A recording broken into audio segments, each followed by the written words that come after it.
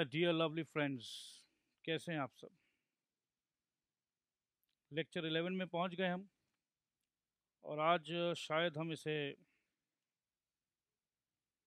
Close कर पाएँ।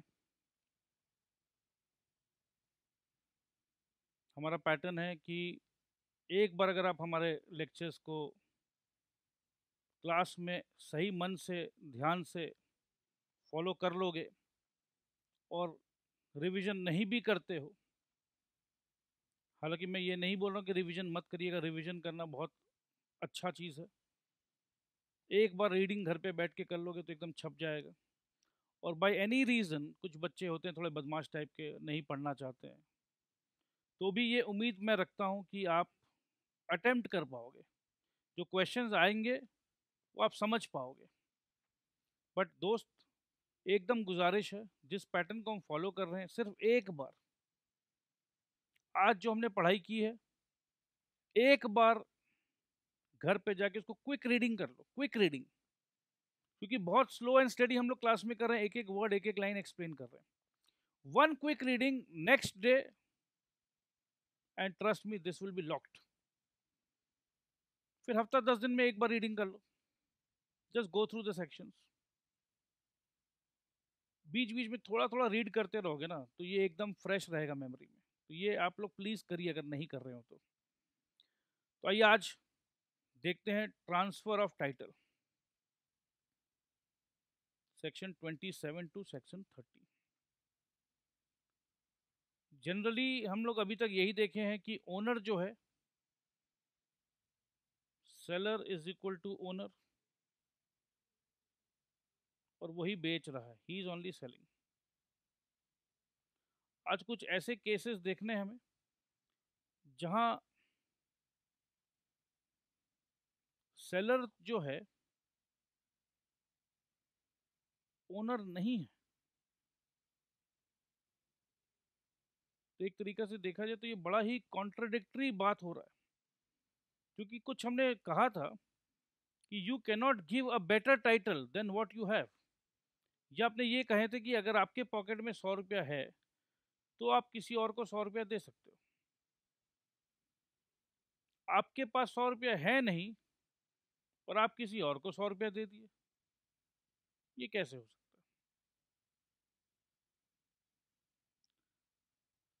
कभी कभी ऐसा होता है कि भाई ये 100 रुपये का नोट मेरे पॉकेट में है, बट ये 100 रुपये का नोट मेरा नहीं है किसी और का। आई am not the owner of this note, और मैंने किसी और को दे दिया। चलो इतना डिस्कशन नहीं करते हैं, समझते हैं लॉ के इंस्टीट्यूट के मटेरियल के हिसाब से समझते हैं, वो ज़्यादा काम में आएगा। Sale by person not the owner, section 27। Subject to the provisions of this act and any other law for the time being in force, where goods are sold by a person who is not the owner thereof, thereof matlab not the owner of the goods which he has sold, and who does not sell them under the authority or with consent of the owner, मतलब authority जिसने बेचा, no authority. No authority मतलब not authorized, ठीक है। No consent,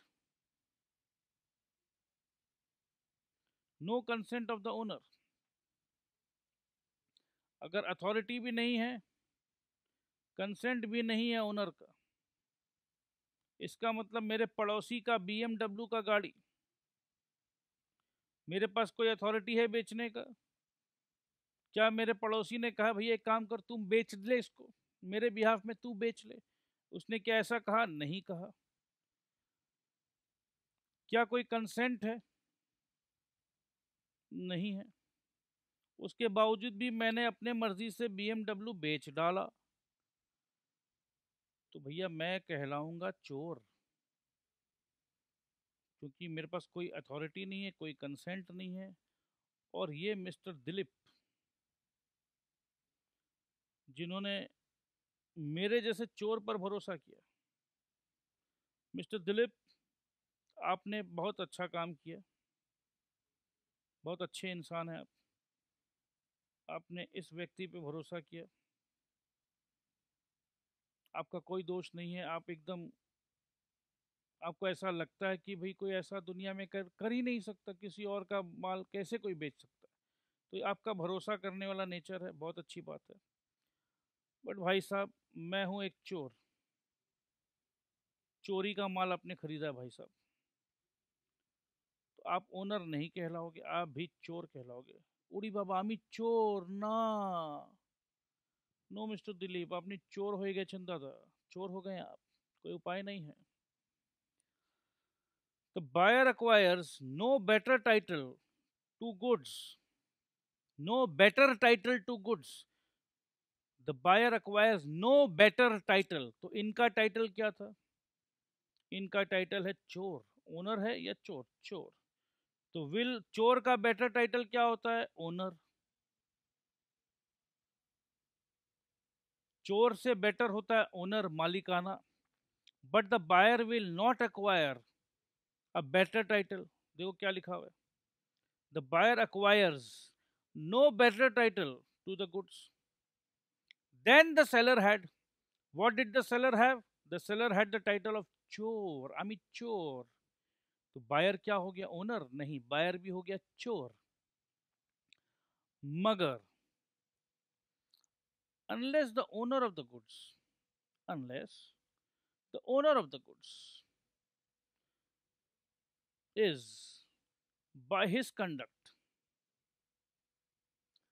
precluded from denying, precluded from denying the seller's authority to sell। अब इसका क्या meaning है? इसका क्या मीनिंग है? अब मैं बताता हूँ केस क्या हुआ। ये केस क्या हुआ? ये केस क्या हुआ? ये क्या हुआ? कैसे हुआ? कब हुआ? क्यों हुआ? जब हुआ तब हुआ। ओ छोड़ो ये ना सोचो, हे ये छोड़ो दिलीप बाबू, ये ना सोचो। दिलीप बाबू ये ना सोचो कि आप ओनर हो गए हैं। दिलीप बाबू ये क्या हो गया मेरे साथ? अरे भैया कुछ नहीं हुआ, चोर से हमने माल खरीदा, चोर से, चोर से खरीदा और ओनर बनोगे? नहीं नहीं, आप भी चोर हो गए हो। ये क्या हुआ? ठीक है जी, कोई बात नहीं। अब भैया चोर कैसे हो गए? मिस्टर दिलीप है, यहाँ मिस्टर अग्रवाल है, और यहाँ मिस्टर चांडक है।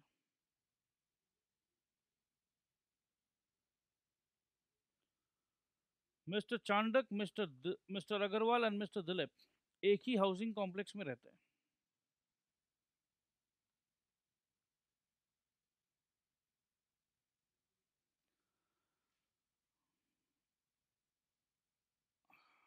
अब मिस्टर दिलीप को मिस्टर चांडक बोलते हैं। ए मिस्टर दिलीप, ये जो आप मिस्टर अग्रवाल से गाड़ी खरीदे है ना, इसका असली ओनर मैं हूं। चलिए मुझे मेरा गाड़ी दीजिए वापस। तो दिलीप साहब को वापस गाड़ी देना पड़ेगा, क्योंकि मिस्टर चांडक ने उनको पूरा कागज पेपर सब कुछ दिखाया। तो दिलीप साहब को यकीन हो गया कि भाई मिस्टर अग्रवाल, आप तो बहुत बड़े चोर निकले, धोखेबाज निकले मिस्टर अग्रवाल। तो दिलीप साहब भारी मन से गाड़ी को मिस्टर चांडक को वापस दे देते हैं। ये तो केस एकदम क्लियर है। अब केस को थोड़ा सा घुमाते हैं। अब केस को घुमाते हैं। अब समझ लो जिस दिन ये गाड़ी का डील हो रहा था, उस दिन मिस्टर चांडक के सामने मैं, मिस्टर अग्रवाल, मिस्टर चांडक के सामने मैं इस गाड़ी को दिलीप को बेच रहा हूँ। ठीक है, मिस्टर चांडक और मैं बहुत अच्छे दोस्त हैं। तो मिस्टर चांडक ने मुझे कहा, भाई एक देखो यार, ये मुझे ना इतना बेचने का स्किल्स नहीं है मेरे पास। तो मैं भैया अपने आप को बहुत होशियार समझता हूँ। अरे मिस्टर चांडक आप क्यों घबराते हो, मैं हूं ना, मैं बेच दूंगा, मैं इसे अपना गाड़ी बोल के बेच दूंगा दिलीप साहब को। ठीक है, तो चांडक साहब ने कहा ठीक है करो, कोई दिक्कत नहीं। और तीनों जन हैं, और अब दिलीप साहब ये गाड़ी को खरीद रहे हैं, टेस्ट ड्राइव ले रहे हैं, और दिलीप साहब को तो पता नहीं कि चांडक साहब का गाड़ी है। दिलीप साहब मिस्टर चांडक से पूछते हैं, चांडक साहब कैसा लग रहा है आपको ये गाड़ी, मैं ले लूँ क्या? मिस्टर अग्रवाल 25 लाख रुपया बोलता है, 25 लाख रुपया, आपको क्या लगता है? तो चांडक का ही गाड़ी है। चांडक बोलता 25 लाख तो ज़्यादा है, एक काम करो 24 लाख में खरीद लो, मेरे ख्याल से 1 लाख कम कर देगा मिस्टर अग्रवाल, देखो क्या पता हो जाए। तो चांडक साहब ने कहा 24 लाख बोल के देखो। अब उसने 24 कहा मेरे को, अग्रवाल साहब, मैं अग्रवाल हूँ। तो मैंने चांडक साहब को कहा, अरे यार वो 24 लाख बोल रहा है। चांडक बोला, अरे मैंने ही तो उसे आइडिया दिया 24 लाख बोलने का, चल डील फाइनल कर देते हैं। तो 24 लाख में हमने दिलीप बाबू को ये गाड़ी चिपका डाला। अब भैया एक बात बताओ, क्या बाद में मिस्टर चांडक दिलीप बाबू के पास जाएंगे और कहेंगे, ओह दिलीप बाबू, ये जो गाड़ी आपने जो लिया है 24 लाख रुपए में, ये गाड़ी का ओनर मैं हूं? तो क्या आपको लग रहा है कि ये सही हो रहा है? तो इसी लाइन को पढ़िए, इस लाइन को पढ़ते हैं अपने,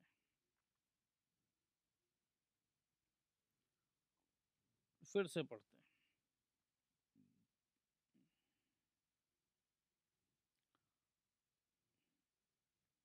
तो कोई अथॉरिटी पे नहीं बेचा हमने, बायर का कंसेंट पे भी नहीं बेचा, तो buyer acquires no better title to the goods than the seller had. जब मैंने बायर के साथ कोई अथॉरिटी नहीं, कोई कंसेंट नहीं, कुछ नहीं, तो भैया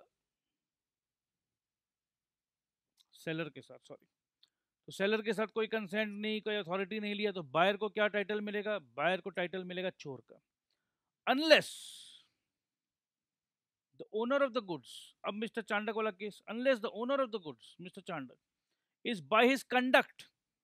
कंडक्ट क्या किया? चांडक साहब का कंडक्ट क्या था? चांडक साहब तो दिलीप बाबू को बोल रहे हैं, अरे 25 लाख नहीं 24 लाख में बोल।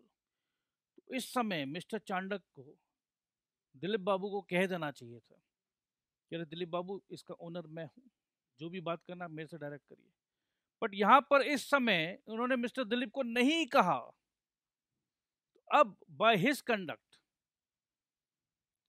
Precluded from denying the seller's authority to cell.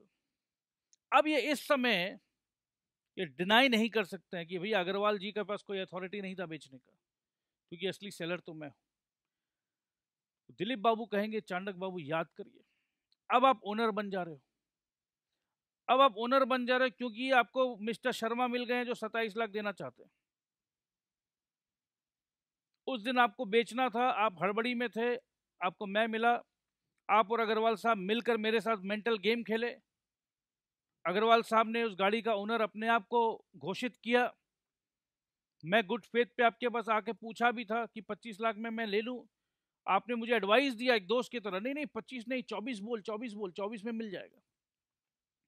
और आज के दिन जब आपको शर्मा जी 27 लाख देने के लिए रेडी हो गए हैं, तो अब आप कानून दिखा रहे हैं मेरे को। Now you are showing me the sale of goods act का रूल्स, कि I can not have a better title than what the seller has, क्योंकि ये गुड सेलर का नहीं है। सेलर जो है मिस्टर अग्रवाल है। Mister Agarwal does not own your car. अब आप ये कहना चाहते हैं कि as per the sale of goods act I am not the owner of this car. मैं केस करूंगा, मैं हाई कोर्ट जाऊंगा, मैं ये कानून को बदलवाऊंगा। ऐसा कैसे हो सकता है? क्योंकि आप मेरे साथ धोखा किए हो, आप मिले हुए थे, धोखा हुआ। ये एक नॉर्मल ट्रेड नहीं हुआ, नॉर्मल सेल एंड बाई नहीं हुआ। नॉर्मल सेल एंड बाई में मैं पैसा दूंगा, वो बेचेगा सामान। यहां आप लोगों ने मिलकर धोखा किया। अब ऐसा बात मैं बोलूंगा, धोखा का केस करूंगा मैं, तो सेलर भी बोलेगा अरे भैया छोड़ो यार, कोई बात नहीं यार, छोड़ो, शर्मा जी को मैं मना कर दूंगा यार, वो शर्मा जी भी ना माथा खराब कर दिए थे मेरा। अरे भैया मैं समझ गया दिलीप बाबू, आपका दर्द एकदम सही है, आपका जो दिल में दर्द हुआ है, दिलीप बाबू आई एम सॉरी, चिंता मत करिए, मेरे कंडक्ट के लिए मैं शर्मिंदा हूँ। नहीं नहीं ठीक है, तो चलिए कोई बात नहीं, मिस्टर अग्रवाल ने बेचा, कोई बात नहीं, आप यही समझिए कि मिस्टर अग्रवाल ने नहीं बेचा जी, मैं नहीं बेचा आपको, तो अब आप एकदम लेजिटिमेट ओनर है Dilip Babu, you are the owner, no no problem, no case, no धोखा, नथिंग, ओके हैप्पी, आप खुश हम खुश, अरे एक ही मोहल्ले में रहते हैं हम लोग। तो इस तरीका से केस को सेटल कर दिया जाता है। अब सेलर जो है अब बाद में नहीं बोल सकता है, बोलेगा भी नहीं।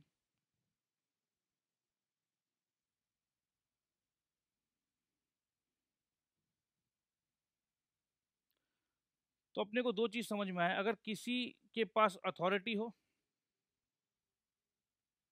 और किसी के पास कंसेंट ऑफ द सेलर हो, तो वो ओनर नहीं भी हो तो वो माल किसी इनोसेंट बायर को, देखो दिलीप बाबू कितने इनोसेंट थे,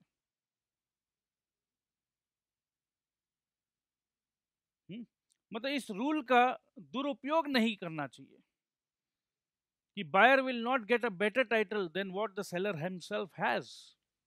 तो इसका मतलब ये है कि धोखा करेंगे हम, कि एक ही सामान को पहले एक बार एक काम करो 25 लाख में बेच दो, 25 लाख उठा लो। अब अगर वही सामान को 30 लाख में मैं किसी और को बेच सकता हूँ, तो उसके पास घर चले जाओ, ओ भैया ये गुड्स जो है आप ओनर नहीं हो, आपने किससे खरीदा? भाई मैंने तो मिस्टर छगन लाल से खरीदा। और भैया छगन लाल तो ओनर है ही नहीं, ओनर तो मैं हूं, देख लो कागज। तो इसका मतलब इनोसेंट बायर जो है वो बेचारा एक बार गुड्स खरीदेगा, 25 लाख देगा, फिर वो गुड्स वापस करेगा, और सेलर क्या करेगा, इसको एक धंधा बना लेगा, किसी और को पकड़ा 30 में बेचा, फिर अगर उसे कोई 32 वाला मिल गया तो फिर बोलेगा नहीं ये is not the right seller, I am the seller. तो इनोसेंट बायर को प्रोटेक्शन मिलना चाहिए या नहीं मिलना चाहिए? मिलना चाहिए। तो आइए इनोसेंट बायर को हम प्रोटेक्शन देंगे हम लोग मिलकर। अब देखो क्या बताया जा रहा है, sale by person not the owner, not the owner. अच्छा कितने एजेंट्स होते हैं ना, मर्केंटाइल एजेंट्स, कमीशन एजेंट्स, अपने कंसाइनमेंट में भी देखते हैं, गुड्स सेंड ऑन कंसाइनमेंट। तो कंसाइनी जो है he is not buying goods from us, consignee is not buying goods from us, he is selling on our behalf, on our behalf. जितने बिके बिक गए, जितने नहीं बिके उसने वापस कंसाइनर को गुड्स भेज दिया, ऐसा अकाउंटेंसी में आप लोगों ने किया है। तो consignee is not the owner. अब कंसाइनी ने किसी को गुड्स भेज दिया, कंसाइनर आता है उसके पीछे पीछे, कंसाइनी ने बेचा 20 लाख में, कंसाइनर आता नहीं नहीं नहीं नहीं नहीं नहीं, इसका तो 22 लाख होना चाहिए। तो बेचारा ओनर जो है, जो बायर है, वो तो कंफ्यूज रहेगा एकदम। तो उस बायर को हमें प्रोटेक्शन देना है। आइए पढ़ते हैं। Provided that where a mercantile agent, mercantile agent कौन हुआ यहाँ पर? वही कंसाइनी, हमारा प्यारा consignee. With the consent of the owner in possession of the goods, consent भी है ओनर का और गुड्स का पोजेशन भी है कंसाइनी के पास, क्योंकि ओनर भेजता है भाई, कंसाइनर भेजता है, भेजने का मतलब ही है कंसेंट, नहीं तो वो क्यों भेजता, सोच के देखो। ठीक है, तो मर्केंटाइल एजेंट, कंसेंट भी है, पोजेशन भी है, कंसेंट भी है और पोजेशन ऑफ गुड्स भी है। अच्छा कभी कभी जो होता है ना पोजेशन जो है, एक तो होता है फिजिकल पोजेशन। फिजिकल पोजेशन का मतलब क्या है, ये मेरे गोडाउन है और इसी गोडाउन में पूरा सामान एकदम मेरे आंखों के सामने है, मेरे आंखों के तारा, राज दुलारा, एकदम मेरे गोडाउन में एक गुड्स है, तो ये मेरे पोजेशन में है। कभी कभी क्या होता है, गुड्स छुक छुक गाड़ी, छुक छुक गाड़ी, अरे भाई रेलवे भाई, रेलवे से आ रही है गुड्स,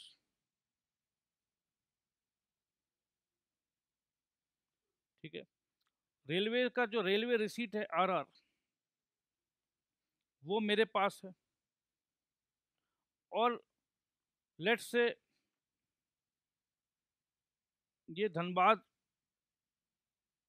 से हावड़ा आ रही है और बीच में दुर्गापुर पड़ता है। मैंने ये जो रिसीट है इसी को एंडोर्स कर दिया किसी को दुर्गापुर पे, मतलब ये सामान हावड़ा में आएगा, फिर मैं वापस दुर्गापुर भेजूंगा, तो मैंने रिसीट को एंडोर्स कर दिया कि भैया एक काम करो, दुर्गापुर में ये ट्रेन रुकेगी, अब वहीं से माल उठा लेना। हो सकता है, हाँ जी हो सकता है। या चलो लंबा डेस्टिनेशन लेते हैं, कोलकाता से दिल्ली जा रहा होता है वाया आगरा, तो कोलकाता में कंसाइनर है, कोलकाता में कंसाइनर है,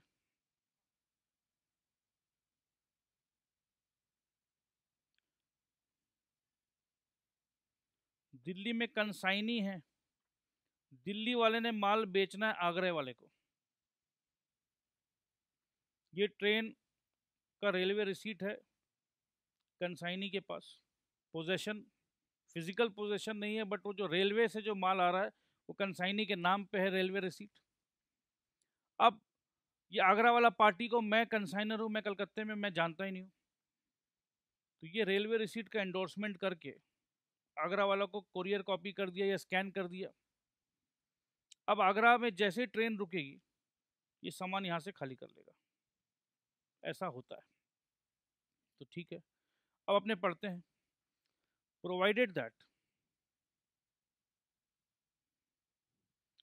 where a mercantile agent is, with the consent of the owner, in possession of the goods or of document of title to the goods। देखो ये जो मैंने कहा railway receipt is document of title to the goods, ये हम लोग आगे भी पढ़ चुके हैं। Any sale made by him, अब ये डॉक्यूमेंट ऑफ टाइटल को ट्रांसफर करने से ही बिक्री हो गया, सेल हो गया। When acting in ordinary course of business of a mercantile agent shall be valid, ये एकदम वैलिड सेल कहलाएगा। As if he were expressly authorized by the owner of the goods to make the same, provided that buyer acts in good faith and has not at the time of the contract of sale notice that the seller has no authority to sell। अब ये क्यों बोला जा रहा है? देखो भाई, buyer एकदम इनोसेंट है, at the time of the contract of sale notice that the seller has no authority to sell। Buyer को पता ही नहीं है कि सेलर जो मुझे ये माल बेच रहा है इसके पास ऐसा कोई अधिकार है ही नहीं। इसका मतलब ये है कि बायर ये समझ रहा है, इनोसेंट बायर ये समझ रहा है कि जिससे मैं खरीद रहा हूं इसी के पास पूरा अथॉरिटी है बेचने का। अब इसको रिवर्स कर लो, बायर को पता है कि ये जो सेलर जिसके पास अथॉरिटी नहीं है, अथॉरिटी नहीं है, नहीं है अथॉरिटी, तो इसका मतलब ये जो सेलर है अथॉरिटी नहीं है, इसका मतलब सेलर चोर है। बायर को पता है कि सेलर चोर है, फिर भी मैं खरीद रहा हूं, तो मैं इनोसेंट बायर नहीं हूं, चोरी का माल खरीद रहा हूं, चुपचाप खरीद रहा हूं, एड़ा बन के पेड़ा खा रहा हूं, क्योंकि मुझे पता है सेलर जो है वो चोर है। ठीक है, 2 लाख का माल है, क्योंकि मुझे पता है सेलर एक चोर है, 2 लाख का माल सेलर 1.5 लाख में बेच रहा है। चोरी का माल जितना जल्दी बिक जाए, सस्ता में बिक जाए। मैं बायर हूँ, मुझे पता है सेलर चोर है, मुझे ये भी पता है कि अभी मैं सेलर को कहूँगा 1.5 लाख नहीं भैया, 1,10,000 में खरीदूंगा। सेलर चोर है मुझे मालूम है, अब सेलर बता नहीं रहा है तो क्या हुआ, मुझे मालूम है। अब सेलर 2 लाख का माल को 1,10,000 में भी बेचने के लिए रेडी हो गया है। सेलर को जल्द से जल्द माल बेचना है। उसके बाद जो रियल ओनर है, रियल ओनर आके मेरा कॉलर पकड़ता है दुम, क्योंकि मुझे पता था कि सेलर के पास अथॉरिटी नहीं है, मैं इनोसेंट बायर नहीं हूं, तो मैंने भी चोरी का माल खरीदा है, मैं भी चोर कहलाऊंगा।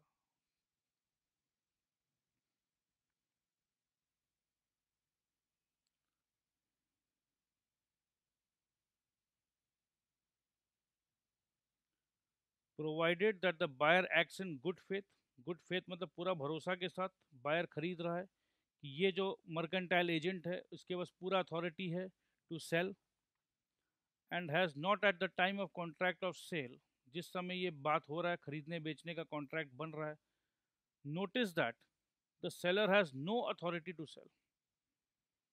अगर मुझे पता है कि इसके पास अथॉरिटी नहीं है फिर भी मैं खरीद रहा हूं, तो इसका मतलब मैं जानबूझ के चोरी का माल खरीद रहा हूं। सिंपल सी बात। एनालिसिस देखते हैं फिर ब्रेक लेते हैं।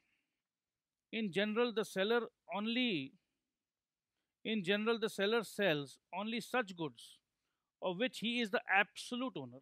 जनरल बात तो यही है, जिस चीज का मैं एब्सोल्यूट ओनर हूं मैं वही गुड्स बेचूंगा। But sometimes a person may sell goods of which he is not the owner, बिल्कुल हो सकता है, मर्केंटाइल एजेंट होते हैं। Then the question arises as to what is the position of the buyer who has bought the goods by paying price। buyer ने price तो दिया ही है। The general rule regarding the transfer of title is that the seller cannot transfer to the buyer of goods a better title than he himself has। ये तो general rule है, ठीक बात है। If the seller is not the owner of goods, मतलब seller owner नहीं है, seller चोर है इसका मतलब, then the buyer will also not become the owner, तो buyer भी चोर बनेगा। हाँ जी बनेगा। That is the title of the buyer shall be the same as that of the seller। एकदम क्लियर है ये बात। This rule is expressed in the Latin maxim nemo dat quod non habet। याद करने की कोई ज़रूरी नहीं है, अगर याद कर लेते तो अच्छा बात है, इंप्रेशन जमा पाओगे। तो 10 बार लिख लो, 10 टाइम्स लिख लो तो याद हो जाएगा। Which means that no one can give what he has not। No one can give what he has not को भी अगर आप इन्वर्टेड कॉमा में लिख दोगे तो चलेगा।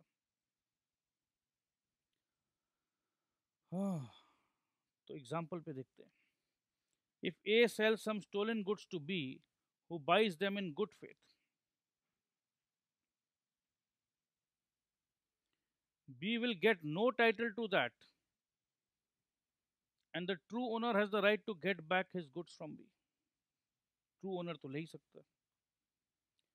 P the hirer of a vehicle under hire purchase agreement।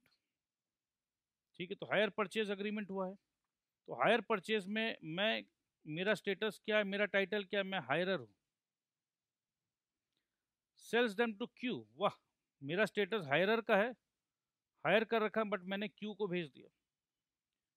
Q दो अ बोनाफाइड परचेजर, क्यू को तो पता ही नहीं है कि मैं हायरर हूँ। ये अब हायर परचेज 5 साल का है, क्यू मेरा पड़ोसी है 3 साल से, उसे देख रहा है वो मुझे गाड़ी चलाते हुए, तो क्यू को लगा भैया यही ओनर होगा। Does not acquire the ownership in the vehicle, Q को क्या ओनरशिप मिलेगा? नहीं, क्योंकि बेटर टाइटल नहीं मिलेगा, तो उसको टाइटल क्या मिल सकता है? मैक्सिमम हायरर का। At the most he acquires the same right as that of the hirer. If this rule is enforce rigidly, अब देखो यही बात हो रहा है, ये रूल जो है कि सेलर के पास जो टाइटल है बायर को वही टाइटल मिलेगा। If this rule is enforced rigidly, then innocent buyers may be put to loss in many cases. Therefore, to protect the interests of innocent buyers, number of exceptions have been provided in this. Exception to the rule? कैसा rule? अरे वही rule. कौन सा rule? Nemo dat habet क्या क्या जो था वही। और इसका सिंपल मीनिंग क्या था? सिंपल मीनिंग ये था कि buyer will not acquire a better title than what the seller himself has. Exceptions. In the following cases, a non-owner, मैं ओनर नहीं हूं, can convey better title to a bona fide purchaser of goods for value। मैं non owner हूं but फिर भी मैं सामने वाले को ओनर बनाने का कैपेसिटी रख रहा हूं। तो कौन कौन से केसेस है? मर्केंटाइल एजेंट,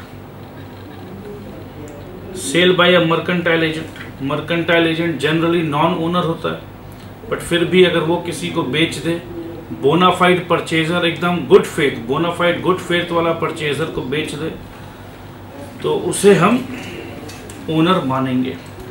आइए तुरंत रीड लगा लेते हैं। A sale made by a mercantile agent of the goods for document of title to goods would pass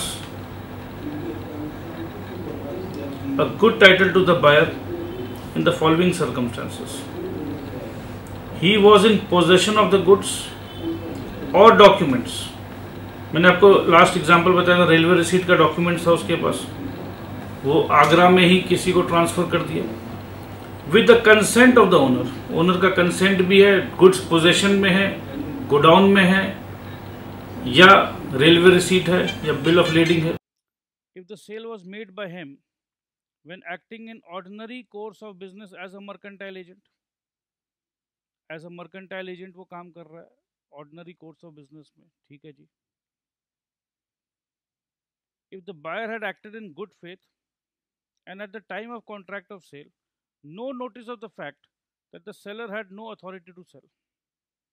ऐसा कुछ भी बायर को नहीं लग रहा था कि सेलर के पास कोई अथॉरिटी नहीं है, तो ठीक है जी, सेलर के पास अथॉरिटी है और बायर उसी भरोसे पे खरीद रहा है।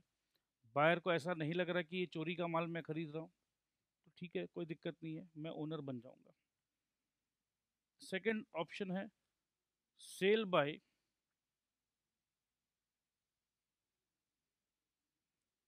One of the joint owners. Joint owners, property है, दो भाइयों का प्रॉपर्टी है, बड़ा भाई प्रॉपर्टी का डील कर रहा है, छोटा भाई का भी हिस्सा बेच रहा बड़ा भाई, और छोटे भाई ने कहा भैया आप देख लीजिए ना, कोई दिक्कत नहीं है। If one of the several joint owners, several joint owners मतलब दो भाई क्यों, बहुत सारे भाई हो सकते हैं। If one of the several joint owners of goods, अच्छा बट याद रखना दोस्त, यहाँ गुड्स का डेफिनेशन पे लैंड बिल्डिंग नहीं आता है, ठीक है। If one of the several joint owners of goods has the sole possession of them by permission of the co-owners, the property in goods is transferred to any person who buys them of such joint owner in good faith and has not, at the time of contract of sale, notice that the seller has no authority to sell. तो वही same to same बात है। A, B and C were three brothers and joint owners of a TV and VCR, and with consent of B and C, the VCR was kept in possession of A. A sells the TV and VCR to P,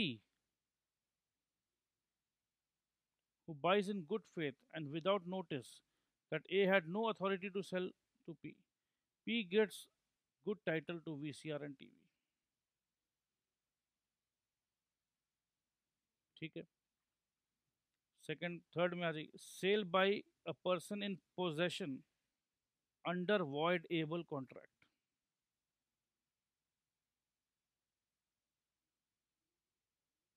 ये बड़ा interesting होने वाला है। Example देखते हैं सबसे पहले।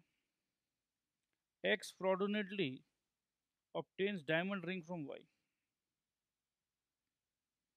Fraud किया है, फ्रॉड से Y ओनर है, X फ्रॉड है,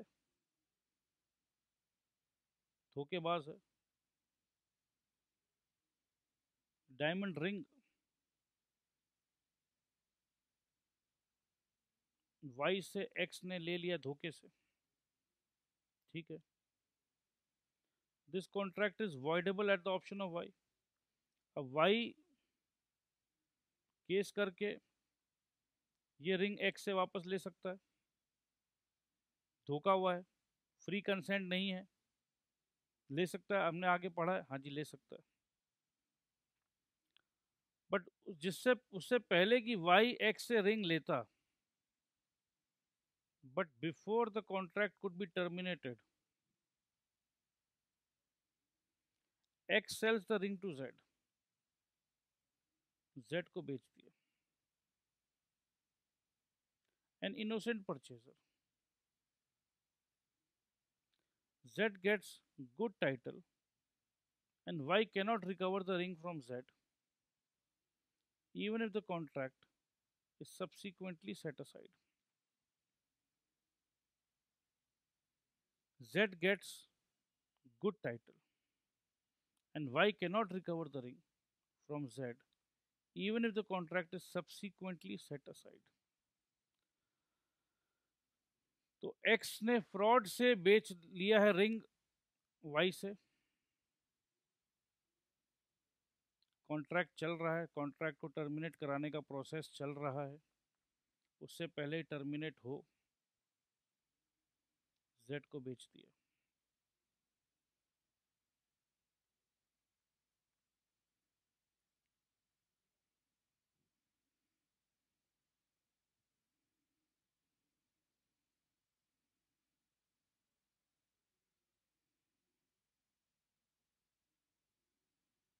यहां पर भी देखो Z एक इनोसेंट परचेजर है, बात ध्यान दीजिएगा यहां पर। Z is an innocent purchaser.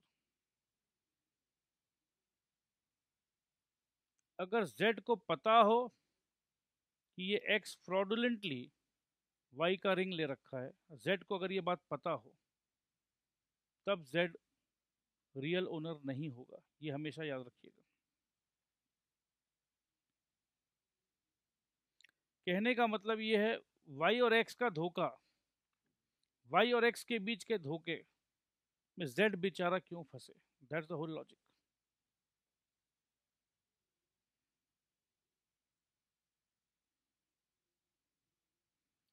Cell by one who has already sold the goods but continues in possession thereof। अरे मतलब गुड्स को बेच दिया मैंने, गुड्स को बेच दिया। Sale by one who has already sold the goods, goods को बेच दिया। एक टेलीविजन सेट है मेरे पास, मैंने राम को बेच दिया, ठीक है, और बेच दिया है, बट वो टेलीविजन राम ने डिलीवरी नहीं ली है मेरे से, तो पोजेशन मेरे पास ही है। अब कृष्णा आया मेरे पास, तो मैंने कृष्णा को यही राम वाला टीवी कृष्णा को दे दिया। So goods sale by one who has already sold the goods but continues in possession thereof, possession मेरे पास ही है। If a person has sold goods but continues to be in possession of them or the documents of title of them, he may sell them to a third person, and if such person obtains delivery thereof in good faith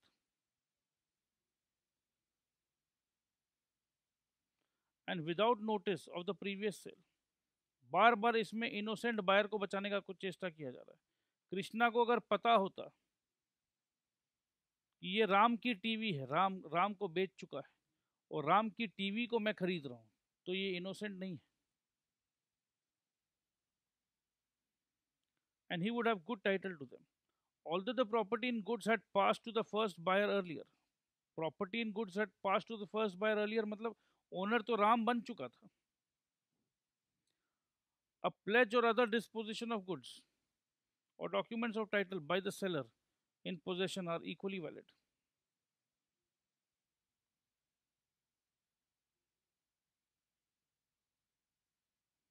cell करो या pledge करो, equally valid बता रहे हैं। Example क्या है, during ICL matches, इससे एक चीज तो सबक मिलता है कि जब हमने अपना गुड्स रखना क्यों है सेलर के पास, मैं बायर बन चुका हूं, मैं ऑथराइज बायर हूं, तो भाई क्यों सेलर के पास छोड़ना है, नहीं छोड़ना है। During ICL matches P buys a TV from R R agrees to deliver the same to P after some days. In meanwhile, R sells the same to S at a higher price, who buys in good faith and without knowledge of the previous sale. S gets a good title. Actually क्या हो रहा है ना, इसमें अपने ये बोल सकते हैं कि यहाँ आइडेंटिकल गुड्स का खेला है.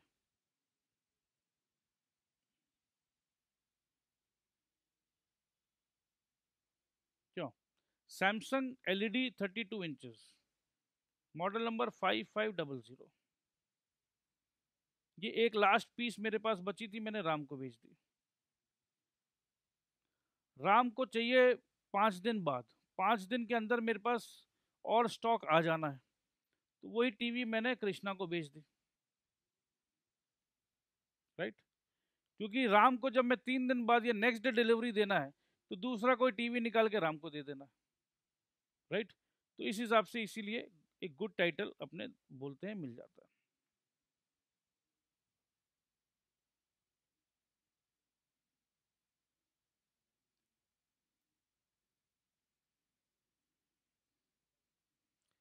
Sale by buyer obtaining possession before the property in goods has vested in him. क्या बात है. सेल बाय बायर, डेमो वाला गाड़ी अभी तक समझ लो मेरे पास वो ट्रांसफर नहीं हुआ है, बट मैंने उसी के दौरान बेच दिया किसी को. Sale by buyer obtaining possession, possession मेरे पास गाड़ी का पहले ही आ गया. Before the property in goods has vested in him, ownership transfer नहीं हुआ, पेपर फॉर्मेलिटीज ट्रांसफर नहीं हुआ, मैंने पैसे भी नहीं दिए, कुछ नहीं हुआ. डेमो गाड़ी थी, मैंने बस मन बना लिया, हाँ उसका फ़ोन है, हाँ मैं खरीद लूँगा. तो 20 लाख में मैं खरीद रहा था, और 22 लाख में मैं किसी और को चिपका डाला बीची में. होता है. Where a buyer with the consent of the seller obtains possession of goods before the property in them has passed to him. He may sell, pledge, or otherwise dispose of the goods to a third person. And if such person obtains delivery of goods in good faith and without notice of the lien or other right of the original seller in respect of the goods, he would get good title to them. However, a person in possession of goods under a hire purchase agreement, which gives him only an option to buy, is not covered within this section unless it amounts to sale. Hire purchase वाला example हम already कर चुके हैं. तो hire purchase वाला जब बेचेगा किसी और को, तो उसको टाइटल हायर परचेजर वाला ही मिलेगा.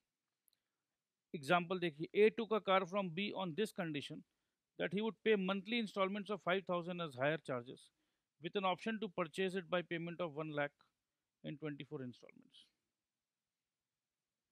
After the payment of few installments, A sold the car to C. Few installments ही दिया है दोस्त, 5-5 हज़ार रुपया करके. 1 लाख नहीं दिया है. परचेज करेगा 1 लाख देकर.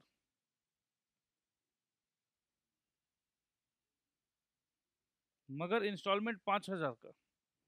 ठीक है, तो 5,000 इंटू 24 मतलब हो गया 1,20,000. तो ये एक तरीके से हायर दे रहा है. 20,000 एक्स्ट्रा जो है वो हायर चार्जेस है. अभी फिलहाल क्या है, इसने कुछ फ्यू इंस्टॉलमेंट्स ही दिया है, तो फ्यू इंस्टॉलमेंट देने से ओनर नहीं बन सकता. After paying a few installments, A sold the car to C. Real owner कौन था? बी. तो क्या बी सी के पास जाके ले सकता है अपना गाड़ी वापस? बिल्कुल ले सकता है. B can recover the car from C since A had neither bought the car nor had agreed to buy the car. He only had the option to buy the car. Option था उसके पास.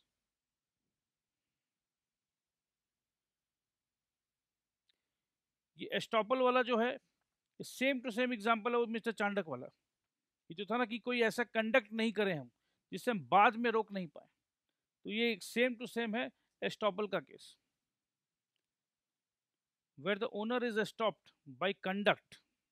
जैसे चांडक साहब का conduct याद करिए. चांडक साहब ने कहा था दिलीप बाबू को, जब हम गाड़ी बेच रहे थे, चांडक साहब ने कहा ही नहीं. चांडक साहब ने नहीं कहा कि ये गाड़ी मेरी नहीं है. चांडक साहब ने कहा हाँ अग्रवाल जी की तो गाड़ी है. He pretended as if he was not the owner. Where the owner is stopped by the conduct from denying the seller's authority to sell. तो चांडक साहब ने डिनाई नहीं किया कि अग्रवाल जी के पास कोई अथॉरिटी नहीं है. The transferee will get a good title as against the true owner, but before a good title by estoppel can be made, it must be shown that the true owner had actively suffered or held out the other person in question as a true owner or as a person authorized to sell the goods. A said to B, a buyer, in presence of C, that A is the owner of the horse. But C remained silent, though the horse belonged to him. B bought the horse from A. Here, the buyer B will get a valid title to the horse, even though the seller A had not the title to the horse. Owner है चांडक साहब, सी for Chandak. तो भैया मैं B को बेच रहा हूं, मैं हूं अग्रवाल ए, बी है बायर. चांडक साहब का घोड़ा, अग्रवाल बायर से कह रहा है भैया ये घोड़ा मेरा है. तो चांडक साहब को उस समय डिनाई करना चाहिए था, उस समय डिनाई नहीं किया, तो बी के पास एक रियल ओनरशिप ट्रांसफर हो जाता है. In this case C by his own conduct is prevented from denying A's authority to sell the horse.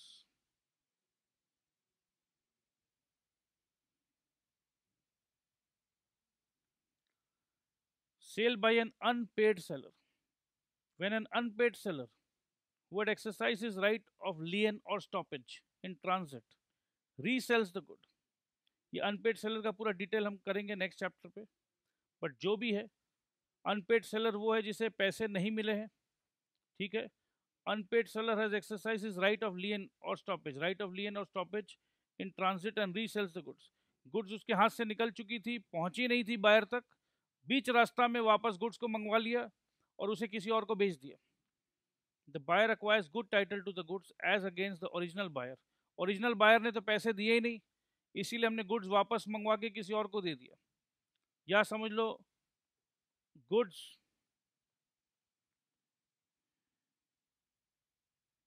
Kolkata से निकली थी, जा रही थी दिल्ली. ये ओरिजिनल बायर ने मेरे को मना कर दिया कि पैसा नहीं देंगे, तो हमने गुड्स को आगरा में किसी और को बेच दिया.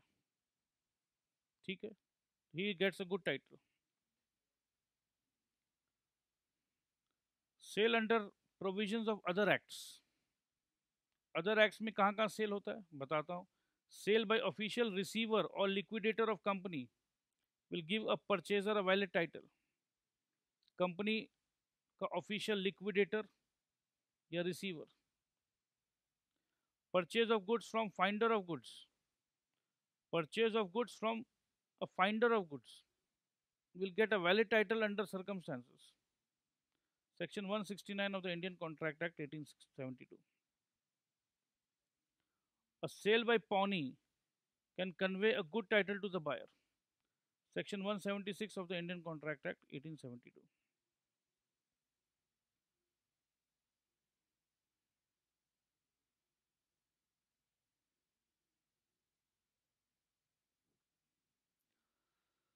आइए अब दोस्त समझते हैं performance of contract of sale.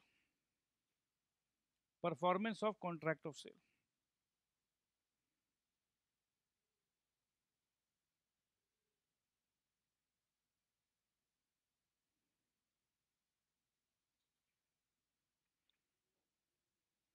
अगर आज अपने को 1 घंटा से थोड़ा सा ज़्यादा लग जाए तो भी अपने कोशिश करेंगे कि इसको आज ही कंप्लीट करें, या अपने इसको नेक्स्ट डे कंटिन्यू करेंगे और फिर अपने नेक्स्ट यूनिट में भी प्रवेश करेंगे. तो चलिए, performance of the contract of sale. Section 31 to section 44.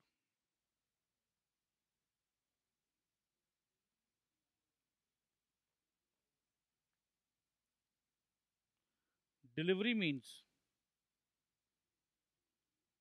Voluntary transfer of possession from one person to another. बिल्कुल सही है जी. डिलीवरी में वॉलंटरी ट्रांसफर मतलब दिल से ट्रांसफर करते हैं. Thus if the possession is taken through unfair means, जोर जबरदस्ती करके ले लिया तो डिलीवरी तो नहीं होगा. There is no delivery of the goods. ठीक है जी. Delivery of goods sold may be made by doing anything which the parties agree. भाई मैं अब तो भाई ये सामान आपका, आपने पैसे दे दिए, सामान आपका, अब बताइए भाई साहब क्या करना है, कैसे डिलीवरी देना है, कैसे पहुंचाऊं मैं। Shall be treated as delivery और putting the goods in the possession of the buyer. भाई अल्टीमेटली बायर के पोजेशन पे मुझे देना है। बायर बोलेगा मैं अपने चाचा के लड़के को भेज रहा हूँ, उसको उसके पकड़ा देना, जी पकड़ा दूंगा। बायर बोलेगा मैं ऑथराइज ट्रांसपोर्टर को ऑथराइज कर रहा हूँ, उसे दे देना, हाँ जी दे देंगे। और any other person authorise to hold them on his behalf, कोई दिक्कत नहीं है। मेरे पड़ोसी को दे देना यार, मैं तो रहूंगा नहीं, मेरे पड़ोसी को दे देना, ठीक है जी दे देंगे, ऑन माई बिहाफ। इस सिचुएशन पे सेलर की क्या क्या ड्यूटी आती है, बायर की क्या ड्यूटीज आती है, आइए देख लेते हैं। It is a duty of the seller to deliver the goods. Of course goods मैं बेच रहा हूँ, मेरी ड्यूटी आपको डिलीवरी करने की। And of the buyer to accept and pay for them. कमाल की बात है, बायर अगर खरीद रहा है तो एक्सेप्ट तो करेगा ही और पेमेंट भी करेगा। दोस्त कभी कभी बायर जोश में खरीद तो लेता है, ठीक है, सेलर ने कॉन्ट्रैक्ट वॉन्ट्रैक्ट बना दिया है, चलो पैसे बाद में दे देना, और बाद में बायर मुकर रहा है, नहीं नहीं मुझे नहीं चाहिए, गलत बात है ना। In accordance with the terms of the contract of sale, payment and delivery are concurrent conditions, section 32। Concurrent का मतलब बता देता हूँ आपको, कॉन्करेंट मतलब साइमल्टेनियसली, साथ साथ, ठीक है, ये पैसा दो डिलीवरी लो, unless otherwise agreed, unless otherwise agreed कि भी पैसा बाद में देंगे, आप डिलीवरी पहले दे दीजिए। बट जनरली क्या होता है, पैसा and delivery are concurrent conditions. Unless otherwise agreed, delivery of the goods and payment of the price are concurrent conditions. That is to say, the seller shall be ready and willing to give possession of the goods to the buyer in exchange of for the price. Buyer पैसा दे रहा है, seller goods दे रहा है, एकदम concurrent साथ साथ। And the buyer shall be ready and willing to pay the price in exchange for possession of the goods. Seller possession दे रहा है तो buyer पैसा देने के लिए भी ready है, तो concurrent conditions. Rules regarding delivery of goods, section 33 to 41. The Sale of Goods Act 1930 prescribes the following rules for delivery of goods.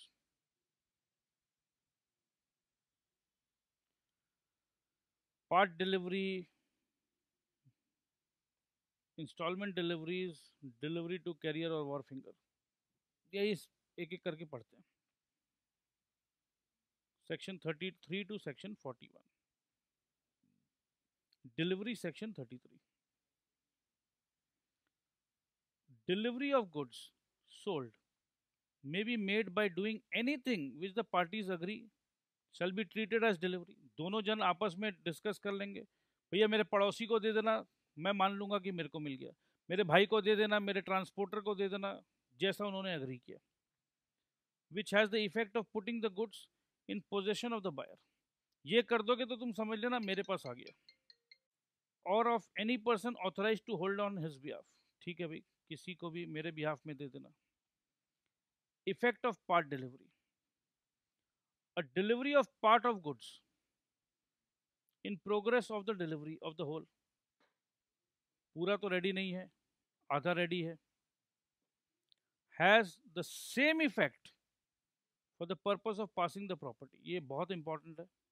In such goods as a delivery of the whole. याद करो cotton bells का हमने example किया था, 100 bell देने थे, 50 उन्होंने ले लिया, तो 50 ले लिया तो समझ लो 50 के जगह वो पूरा का पूरा 100 ही ले लिया। But a delivery of part of the goods with an intention of serving it, with an intention of severing it, severing मतलब उसको काट लेना, from the whole does not operate as delivery of the remainder। अगर हम काट सकते हैं तो एक अलग बात है। Certain goods lying at wharf was sold in lot। The seller instructed the wharfinger to deliver them to the buyer who had paid for them, and the buyer thereafter accepted them and took away part, held there was delivery of the whole। तो पूरा ही delivery माना जाएगा। तो चलिए ये delivery वाला section को हम लोग नेक्स्ट डे करेंगे, उसके बाद we will start off with the unpaid seller का राइट्स वगैरह। दोस्त LMS को सब्सक्राइब करिए। LMS अगर आपको नहीं मिला है तो 9830175050 पे कॉल करिए। चलिए अपना ख्याल रखिए। Next day we start a new unit. Bye bye, Tata.